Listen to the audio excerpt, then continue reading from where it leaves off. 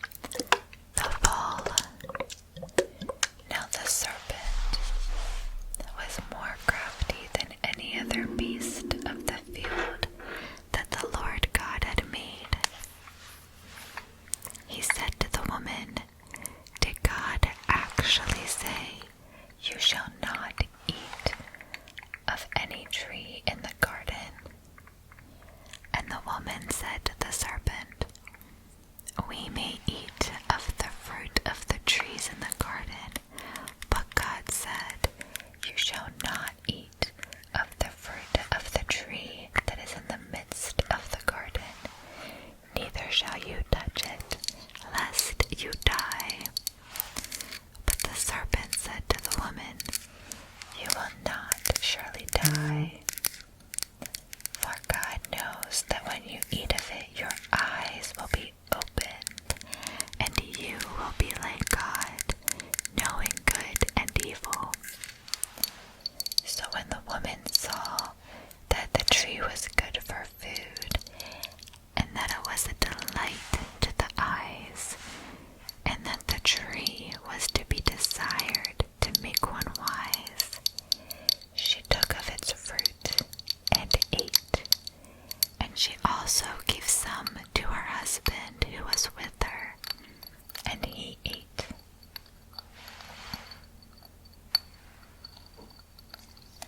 Then the eyes of both were opened, and they knew that they were naked, and they sewed fig leaves together and made themselves loincloths. And when they heard the sound of the Lord God walking in the garden in the cool of the day,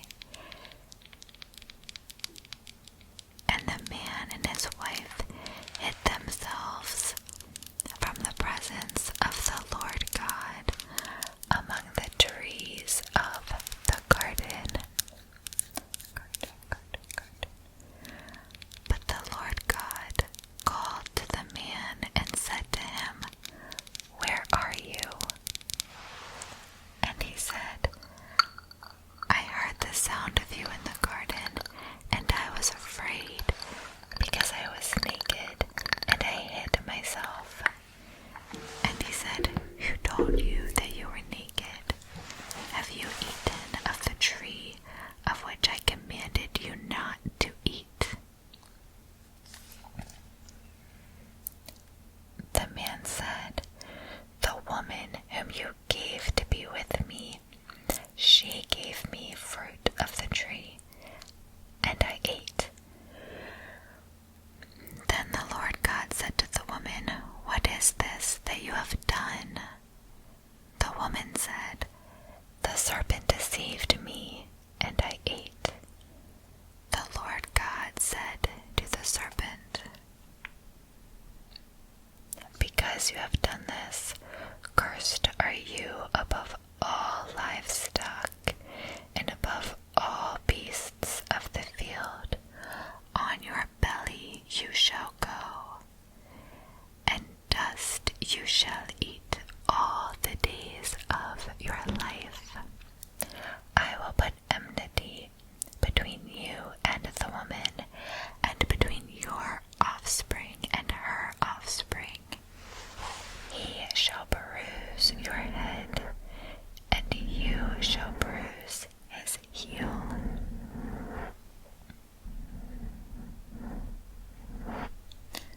To the woman he said, I will surely multiply your pain in childbearing. In pain you shall bring forth children. Your desire shall be contrary to your husband, but he shall rule over you. And to Adam he said, because you have listened to the voice of your wife, and have eaten of the tree of which I commanded you, you shall not eat of it. Cursed is the ground because of you. In pain you shall eat of it all the days of your life. Thorns and thistles it shall bring forth for you. And you shall eat the plants of the field. By the sweat of your face you shall eat bread, till you return to the ground, for out of it you were taken. For you are dust, and to dust you shall return. The man